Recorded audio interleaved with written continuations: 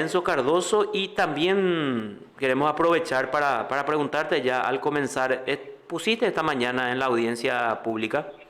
Sí, fue una exposición, inició un poco tarde por unas cuestiones de problemas técnicos, pero sí, llevé adelante la exposición en la audiencia pública y ya se me evaluó también. Ya se te evaluó, ¿cuánto te concedieron de puntaje? Eh, 18,3 puntos millones. 18,3, eso es de 20, ¿verdad? De 20, sí, de 20. Bueno, y sumando todos tus puntajes, ¿a cuánto llegas ahora? Y según estaba viendo que estaban publicando a aproximadamente 63 puntos. 63 puntos. 63, 63, 60, 63. sí, 63, 63. Y bueno, quedan todavía en juego 20 puntos. Sí, Es sí, lo que quedan en juego, y los candidatos o los aspirantes tienen que completar como mínimo 70 puntos para que sigan en carrera, digamos, para que puedan ser ya, o sea, para que tengan posibilidad de integrar la terna. ¿Es así? así mismo, Carlos, y a mí me estaría faltando 7 puntos para llegar al límite mínimo, ¿verdad? Que sería de 70. Y podés conseguir un buen puntaje entonces, doctor. Vamos a Y suponer si ahora, te... ¿no? ahora mismo estoy número uno, Estás número uno vos. sí, A la pucha. con todas las audiencias de los otros candidatos. Claro. Y tú, a ver, el fiscal adjunto Federico Espinosa, ¿cómo quedó? Está en segundo, porque él tenía también un Segundo buen lugar, puntaje. en segundo lugar quedó. En segundo lugar. Perfecto. Acá entonces te faltan 7 puntos. Vamos a suponer si te conceden como mínimo. Si tuviste altos puntajes, 17, vamos a suponerle 80. Si es 18, 81. Y si es 19, 82 puntos, doctor, mucho. Ya es de 100, porque creo que prácticamente hasta ahí o un poco más podrían Y obtener los máximo, candidatos. y máximo sería 82 puntos, Mm. el máximo. Pero vos tenés posibilidad de obtener 83. Sí, exactamente, así mismo. No, Porque no, están en no soy juego nomás 20 puntos. mentalizado. Sí, Mm. 20,83. Creo que entonces sería 84 porque un punto más lo que me aventaja a uno de los concursantes. Un punto. Ah, Sí, perfecto. Sí, pero estás ubicado entonces en las primeras posiciones, que es muy importante, y también creo que se abre más la posibilidad cuando uno ocupa los primeros, o sea, ocupa los primeros lugares dentro de la lista de habilitados todavía de entre los que hicieron 70 puntos. sí, o sea que se acrecenta la posibilidad, ¿verdad? O sea que entrar en el ranking de los primeros lugares es muy importante y también es una satisfacción personal y también para toda mi familia, ¿verdad? Es algo muy importante en lo personal independientemente del resultado. Obviamente que inicié el proceso de manera optimista. Muchos pensaron que era muy ambicioso, sí, pero tengo una misión que es positiva y estoy concursando, ¿verdad? Sigo en carrera, Carlos. Es muy importante. A ver, los ejes temáticos de la audiencia pública, así brevemente. Primero era cómo uno ve, o el candidato ve, el Ministerio Público. Es así, ¿verdad? Sí, la visión y después la propuesta. Mm. La visión y la propuesta. ¿Y cómo vos ves el Ministerio Público? ¿Cuál es tu visión del Ministerio Público? Bueno, básicamente yo hice un contraste entre la visión que para el Consejo es la debilidad y con la propuesta. En primer término hablé de que la persecución penal no debe ser un instrumento para juzgar o investigar hechos que no son punibles, o sea, que deben de dirimirse en otros fueros. Yo creo que eso sería una debilidad. Vale decir que si un hecho es evidentemente no es punible, no tiene que investigarlo el Ministerio Público.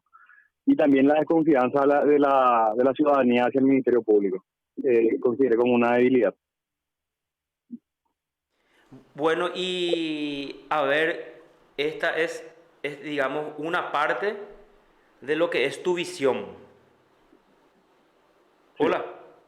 sí, hola, sí Eh, te escucho, Carlos. Sí, sí, sí. Y bueno, si en caso de que accedas, en caso de que accedas, digamos, ¿cuál es tu propuesta? Y la principal propuesta que tengo es la lucha contra la corrupción interna, primero que nada, ya sean fiscales y funcionarios los que no abrazan la bandera del Ministerio Público y la objetividad. hacer una depuración interna para después posteriormente salir hacia afuera. Ahora, también estar de cerca con la ciudadanía, y al hablar de cerca es que el fiscal general tiene que hablar cuando es necesario. También tiene que haber una comunicación constante con los medios de comunicación y con la ciudadanía. El fiscal tiene que recibir a los ciudadanos. Otra cuestión importante es utilizar la política criminal para crear fiscalías, no crear en el sentido presupuestario, sino que instalar las fiscalías donde en realidad hay necesidades. Y esto solamente se establece a través de un análisis criminológico, hacer un mapa de calor de donde hay más hechos punibles.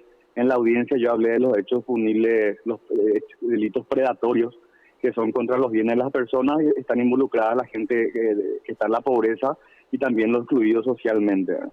Lo que representa el 49,95% de la población penitenciaria. O sea que hay un problema ahí en el régimen penitenciario, ver cuáles son las causales entonces afrontar las medidas de acuerdo a esos datos, e instalar las fiscalías donde es necesario.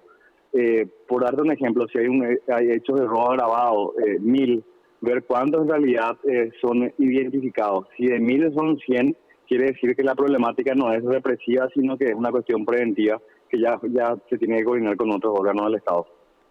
Claro, y cuando uno ve las estadísticas, ¿cuál es tu opinión? Nosotros publicamos en estos días, y es un informe de la propia institución de la Fiscalía General del Estado, de la Dirección de Política Criminal de la Fiscalía, y es un informe reciente, creo que es del 13 de noviembre, si no me equivoco, cuando ahí los datos estadísticos te señalan que tenés solo 377 fiscales para todo el país y tenés 805 unidades fiscales. 800, y hay fiscales, algunos fiscales, en ese estudio, por ejemplo, mencionó específicamente 3 fiscales del Chaco tienen a su cargo 10 unidades cada una. ¿Cuál sería el planteamiento o la salida ante esta situación de parte tuya? Y bueno, esa es la distribución eficiente de las funciones del agente fiscal. O sea que no tiene sentido que tenga 10 unidades para un fiscal. O sea, crea una unidad que tenga ese fiscal. O sea que es ilógico que haya 10 unidades donde no hay fiscalía. Y por decirte, los hechos que son personas innominadas, un hecho que un asaltante se va, le saca el teléfono con un arma a otra persona, eso ingresa dentro del sistema como un dato estadístico. Pero sin embargo, eso es persona innominada. Y un fiscal no puede estar llevando casos que tengan que ver con personas innominadas y un caso de estafa que es un caso complejo. Hay que hacer una distribución equitativa del trabajo. Tienen que haber fiscales que se encarguen de estos hechos, de casos menos complejos, como lo llaman en otros países, y se encarguen exclusivamente de estos hechos. Y el fiscal de hechos complejos se encargue de los hechos que son verdaderamente punibles y donde están identificados los autores, ¿verdad? Por eso te di el ejemplo. Si hay 1.000 casos de robo agravado, o sea que yo quiero saber cuántos en realidad son identificados. Porque si de 1.000 son solamente 100 los identificados, quiere decir que tenés solamente 100 procesos. ¿Me estás entendiendo? Y los 900 restantes son personas nominadas que el trámite es tratar de individualizarlo. Y hay que hacer una distribución equitativa. También, por ejemplo, tener fiscales especializados en los juicios orales, también fiscales especializados en las audiencias preliminares, que el Poder Judicial admita la participación de los asistentes fiscales en las audiencias de una suspensión condicional del procedimiento, que actualmente no lo hacen, pero eso está establecido en la ley. Solamente el asistente no puede actuar cuando existe una acusación. Y eso es lo que causa es saturar el trabajo del agente fiscal. Y tiene mucho que ver con la gestión, Carlos. Porque hay muchas ideas que no vamos a inventar la pólvora así, tener el arma para usar la pólvora que ya inventaron otros países. Claro, ese tema de habilitarle al asistente fiscal es un punto muy interesante y se planteó en varias ocasiones, incluso hay varias decisiones de la Cámara de Apelaciones.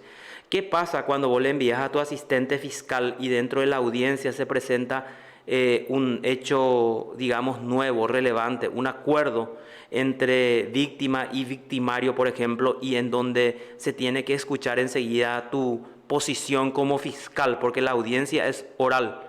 Entonces, el asistente no tiene esa capacidad legal para asumir ahí una postura, por ejemplo, para allanarse a un pedido de libertad de la persona recluida, por ejemplo. Bueno, pero esas son cuestiones diferentes porque en la audiencia preliminar no se trata la libertad de la persona. No, Eso yo se pregunto trata, bueno, y ponerle que le acuses, ¿verdad? Y tengas que variar de postura, por ejemplo, o sea, tenga que variarse en no, la audiencia preliminar. no, y no se puede acusar en una audiencia, Carlos. O sea, que vos te das una suspensión condicional. Vamos a Mm, poner el ejemplo. Te da una suspensión condicional de una persona que le estafó por 10 millones de guaraníes. mm. Y ahí te plantea una conciliación que es más beneficiosa para el imputado. Sí, Y esta es una facultad del juzgado de resolver si le da o no la conciliación y una extinción de la acción. no le Y en todo corresponde al caso, Ministerio Público, no tiene que asumir una le, postura. le puede asumir una postura, pero después, si es que al fiscal no le gusta la decisión, puede formular un recurso de apelación. Y esa Pero hay que, participación del asistente se tiene que dar ahora o se tiene que hacer una modificación legal. no, está en la ley, o sea que la ley, el asistente solamente no puede actuar cuando el fiscal haya acusado o presentado un requerimiento de acusación. Pero esto es muy importante, Carlos, lo que estás diciendo, Mm, porque hay que ver los números. De 100 casos de suspensión condicional, ¿en cuántos casos se le da el trámite se plantea un tipo de sí, incidente? ¿En sí, todos? ¿En 10? ¿En 5? ¿En uno? así No mismo. podemos generalizar una solución por un caso en concreto. Es Sí, por eso señor. que es importante hacer un estudio, ¿verdad? O sea, Así que tenés que mismo. saber y no trabar que se les dé una suspensión condicional pensando que hipotéticamente se puede plantear algo cuando no sabes. Claro, y cuando vos decís yo quiero hacer esto, yo quiero hacer aquello, yo quiero ser, voy a hacer esto cuando esté, a ver, tu número de fiscales, 377, acuérdate, tenés 377 fiscales y tenés 805 unidades, perfecto, yo quiero fortalecer aquí, yo quiero fortalecer en el interior, pero tengo 377 fiscales. Sí, Y, justamente, Carlos, sí, la planificación se basa con lo que tenés. Vos mm, no podés planificar con lo que no tenés. O perfecto. sea, que te hablo, o sea, que vos tenés que hacer un trabajo con lo que tenés a disposición, Carlos. O sea, que decir o excusarte en que no puedo hacer porque no tengo, ya es hablar sobre hipótesis. Como te digo, si es que vos distribuís adecuadamente la causa, que haya un fiscal nomás que llegue a las 900 causas por decirte, te doy un ejemplo así absurdo, Mm, que uno o dos fiscales lleguen a las 900 causas de personas innominadas mm. y que los otros fiscales se encarguen de atender eficientemente los casos donde están individualizadas las personas. ¿Sí? Que haya un fiscal, en todo caso, que se vaya a las audiencias preliminares, que son hechos en flagrancia, donde la causa se puede dar un procedimiento abreviado, que esté un fiscal ahí en la zona, no que el fiscal de la causa de investigación vaya y pierde toda la mañana una audiencia preliminar de un caso que sabe que le vas a dar un abreviado o que le vas a dar una suspensión condicional, ¿verdad? Un ejemplo, claro, ayer yo terminé un juicio de 2 meses, yo Mm, estuve de turno de 2 meses, sí. son 2 meses que yo no puedo atender a las personas, y Mm, eso no tiene sentido. mm. O sea, que ¿Y tiene que cómo se haber una podía haber persona llevado encargada. eso? Por Y ejemplo, vamos a bueno, suponer, por como si vos sos ejemplo, fiscal general del Estado, ¿cómo hubieras evitado esa situación de la que hablas? Carlos, Rodrigo Estigarribia es el fiscal de juicios orales de casos complejos. Mm, Bueno, Rodrigo, vos te encargas de llevar este juicio oral y 2 meses te dedicas a trabajar en el juicio oral y otros juicios orales. Y entonces el fiscal de investigación está en su oficina. O sea, vamos a suponer ese se puso en práctica más o menos con Lorena Ledesma y a ver, con Lorena por los casos grandes que lleva y el otro no me acuerdo No. el de Sí, sí, narcotráfico. sí, Así más o exactamente. menos harías entonces. Claro, esto es un sistema que está instalado en otros países hace mucho tiempo. O sea que nosotros acá en Paraguay tenemos un sistema de distribución de causas de aproximadamente 20 años. Y cambiaron los delitos. Yo cuando entré en la fiscalía en 2004 no había tantos motochorros Mm, como lo hay actualmente. mm, O sea que el fenómeno criminal lo haría día a día. Y justamente estuve hablando de una persona importante que las proyecciones criminológicas se traducen en el tiempo. Hay que ir adaptándose a las situaciones, el crimen organizado. O sea que hay que adaptar. Vos no podés mantener un sistema de hace 20 años. Pero para eso primero tenés que tener el número, Carlos. Porque si no sí, siempre vamos a hablar de la hipótesis, ¿qué va a pasar si... Yo te digo, la excusa primera que te dice, pero es muy difícil irte a un juicio oral donde vos no investigaste. Yo te puedo asegurar que la mayoría de los fiscales se van a juicios orales de otros fiscales y se van sin ningún problema. Yo me fui a todos los juicios orales hasta ahora, son de causas que no eran mías. O sea que no hay un impedimento para eso, o sea, esa es una excusa. Correctísimo. Y hablando de la causa de que, la que estuviste 2 meses, es la de Enzo Cardoso, Rodi Godoy y María Estela Azuaga, ¿verdad?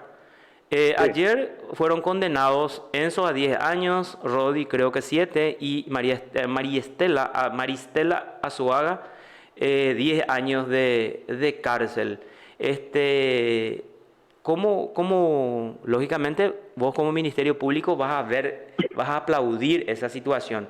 ¿Estás de acuerdo con esas condenas impuestas o querés que se eleve, por ejemplo, con respecto a Enzo Cardoso y Maristela Azuaga, ya que ustedes creo que solicitaron 13 para esas dos personas y 8 para Rodi Godoy, o estás conforme?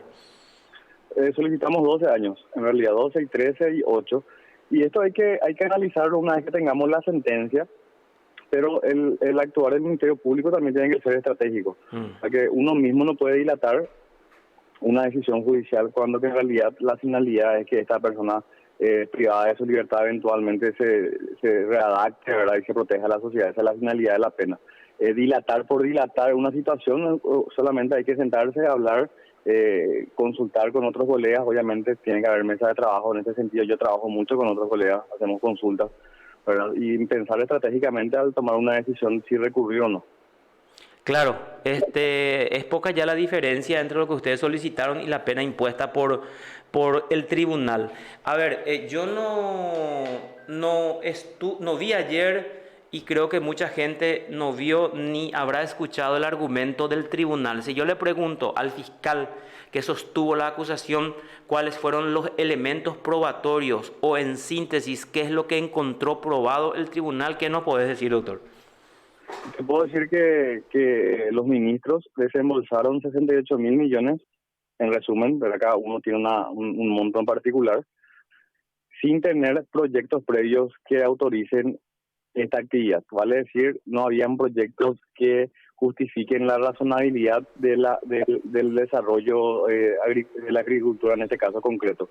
Y además se probó que María Estela Azuaga y Enzo Cardoso hicieron firmar un año después en el Senado de la Nación un documento donde supuestamente estos funcionarios reconocían que toda la gestión estaba bien.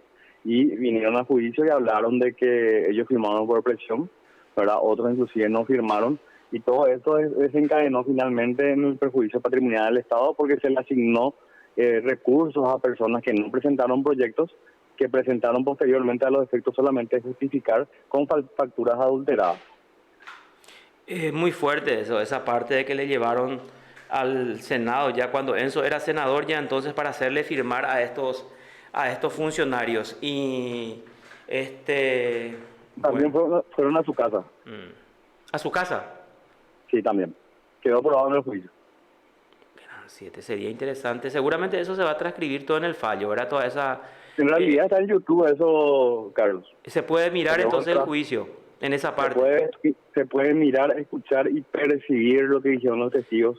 Se puede mirar, escuchar y percibir cómo los campesinos estaban indignados por la situación y cómo se reían de la impotencia. Cuando le mostrabas el acta y le decía, vos recibiste esto de ninguna manera, y se reían Mm. de la impotencia, Carlos. Eso se puede ver en YouTube. Claro, porque ayer a mucha gente también le impactó lo que se vio después del juicio cuando el tribunal dispuso la remisión. Resultó impactante esa imagen cuando los policías acreditados en el Poder Judicial le pusieron las esposas a ver a los dos exministros, a Enzo Cardoso, a Rodi Godoy y sobre todo a Maristela Azuaga. Impactó un poco y después ver, por sobre todo, creo que la señora se desvaneció y bueno, llamó un poco y resultó chocante. No sé si es un mensaje de hecho que positivo en la lucha contra la corrupción. ¿Cómo vos ves esa situación?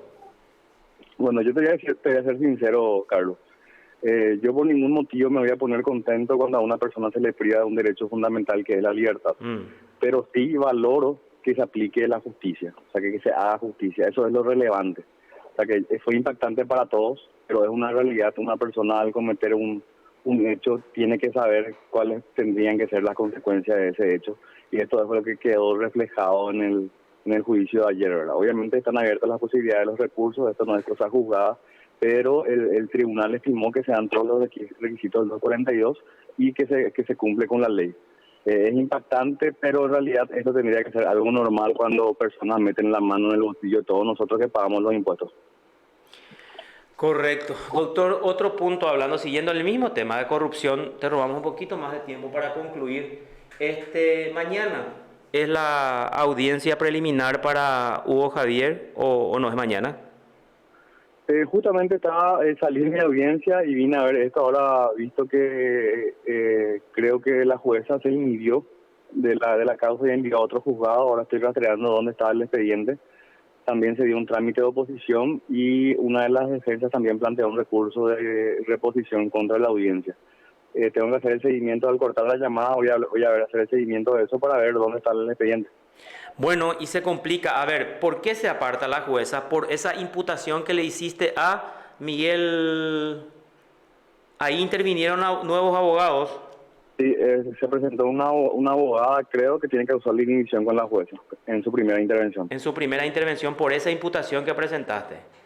Sí. Te pregunto esto porque viste que como es una causa tan grande, existen rumores ya por todos lados, hablan de maniobras, de aquí maniobras allá, entonces, bueno, para ir entendiendo bien, entonces evidentemente es difícil que se realice mañana esa audiencia preliminar, ya que se apartó la jueza María Elena Cañete, la de San Lorenzo. ¿Y a qué le dio trámite de oposición ella? A un procedimiento abreviado que solicitamos en contra de uno de los imputados. Pero no sé si se hace o no, o sea, tengo que hacer el seguimiento, eso depende del juez también. Cuando hablas, ¿para quién es concretamente el procedimiento? Tadeo Álvarez. Tadeo Álvarez, sí. Bueno, a ver, sería interesante ver lo que argumentó la jueza también en su trámite de oposición, entonces ¿Y cómo continúan las investigaciones ahí, doctor? En el caso de los últimos dos imputados. Y justamente le tengo que decir que estuve 2 meses en juicio oral y a partir de hoy nuevamente tengo que tener actividad en ese sentido, Carlos. Es una de las debilidades que tenemos como Ministerio Público. Correcto. Doctor, bueno, muy amable, doctor, y te felicito por prepararte para este proceso de selección para la Fiscalía General y por el puntaje que hasta el momento obtuviste. Hola, Carlos, muchas gracias. Hasta luego, doctor, muy amable. Hasta luego. Adiós. Gracias. El Observador. Un análisis